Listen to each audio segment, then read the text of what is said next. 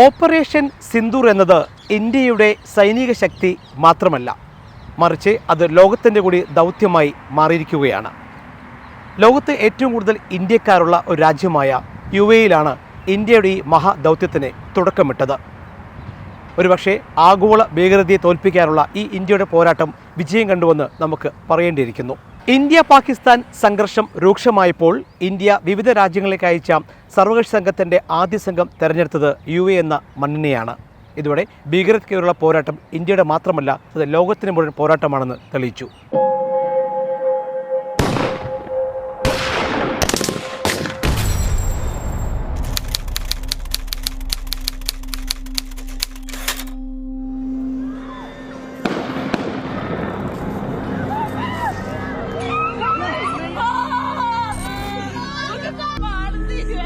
Side में था एक इंसान आया, उसने उसको गोली मार दी.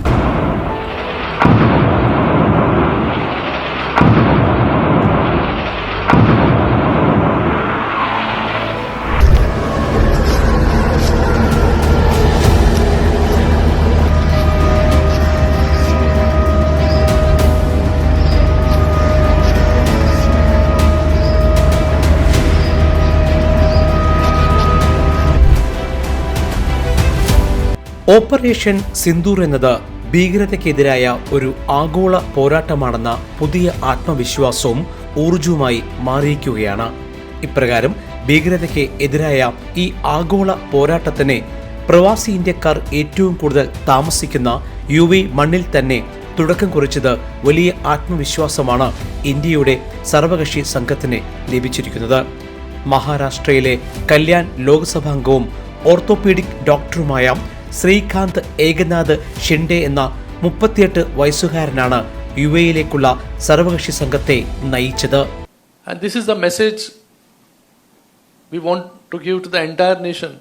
I think how UAE or the other nations, our delegations are in Japan also. From Japan also we are hearing the same story. Japan has also appreciated our message, that is zero tolerance against terrorism. Japan is also standing in solidarity with India. So, we as a delegation, we belong to different parties. Some are from opposition, some are from treasury benches, but still we are united. We are as one, giving a message that in this situation, we stand as one, united to fight against terrorism.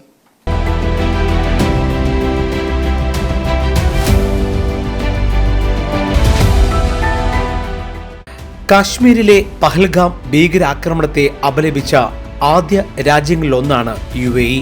അതിനാൽ ആദ്യ സംഘങ്ങളുടെ ആദ്യ യാത്ര UAE-യിലേക്ക് തിരഞ്ഞെടുത്തതും ഫലത്തിൽ വലിയ നേട്ടമായി. Gulf African മേഖലയിലേക്കുള്ള Indian സർവകക്ഷി സംഘത്തിലെ ഏക മലയാളിയായ MP E.T. മുഹമ്മദ് ബഷീറിന്റെ ഈ വാക്കുകൾ ഇവിടെ ഏറെ ശ്രദ്ധേയമാണ്. നേരത്തെ തന്നെ വളരെ അടുത്ത സ്നേഹബന്ധം പുലർത്തുന്ന രാജ്യമാണ് ഈ രാജ്യം. ഞാൻ ഇവിടെ ചോദ്യത്തിന് മറുപടി പറഞ്ഞ പോലെ ഏത് സമയത്തും വലിയ ടോളറൻസ് കാണിച്ച രാജ്യമായിരുന്നു. ഇവിടെ നമ്മൾ എത്രയോ കാലമായിട്ട് വർക്ക് ചെയ്യുന്നവരാണ്, നമ്മളൊക്കെ പത്രക്കാരെന്നുള്ള നിലയിൽ എപ്പോഴും കാര്യങ്ങൾ കവർ ചെയ്യുന്നതാണ്.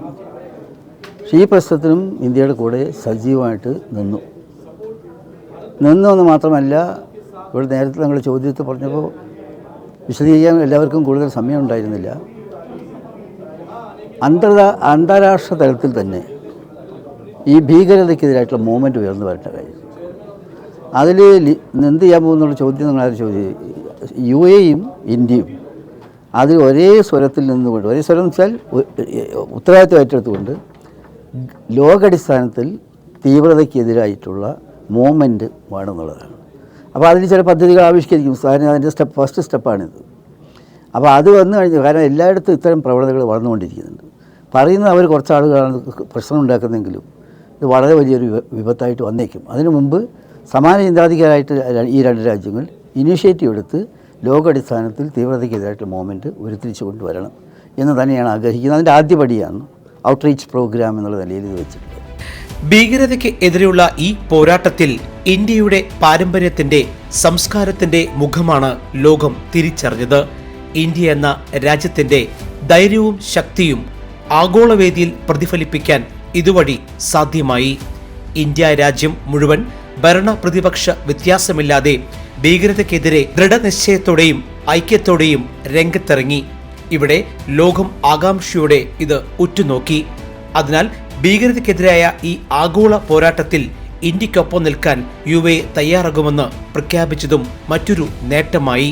ഇപ്രകാരം ഭീകരതയെ ഇന്ത്യയും UAEയും ഒരുമിച്ച് നേരിടുമെന്ന സുപ്രധാന പ്രഖ്യാപനവും ഈ പ്രതീക്ഷകളെ അടിവരയിടുന്നതാണ്. UAEയുടെ ഫെഡറൽ നാഷണൽ കൗൺസിലിലെ ആഭ്യന്തര പ്രതിരോധ വിദേശകാര്യ വിഭാഗം ചെയർമാൻ ഡോക്ടർ അലി റാഷിദ് അൽ നുയൈമിയുടെ വാക്കുകൾ ഇവിടെ വേറിട്ടതാകുന്നു. First of all, we had a very successful meeting with our friends from the Indian Parliament.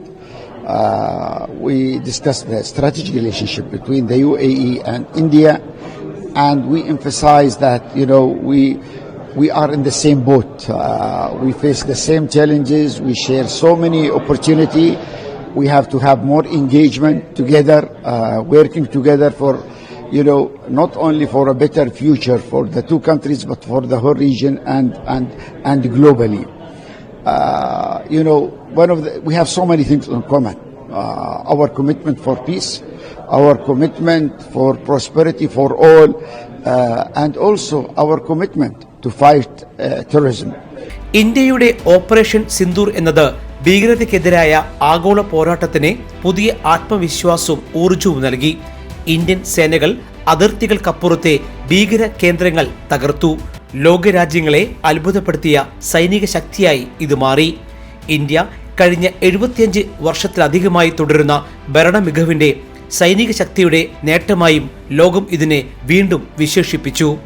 ഇപ്രകാരം ആയുധങ്ങളുടെയും സാങ്കേതികവിദ്യയുടെയും പിന്തുണയിൽ ഇന്ത്യൻ സൈനിക ശക്തിയുടെ ധീരത ലോകം വീണ്ടും തിരിച്ചറിയാൻ ഓപ്പറേഷൻ സിന്ദൂർ എന്ന മറ്റൊരു ദൗത്യത്തിലൂടെ ഇന്ത്യക്ക് സാധ്യമായി. ഒപ്പം ഭീകരതയ്ക്ക് എതിരായ ഈ ആഗോള പോരാട്ടത്തിന് അറബ് മണ്ണിൽ ഇന്ത്യ തുടക്കമിട്ടു. ഇതും മാറുന്ന പുതിയ ലോകത്ത് കാലം ആവശ്യപ്പെടുന്ന ദിശാസൂചികയായി വിലയിരുത്തപ്പെടുന്നു.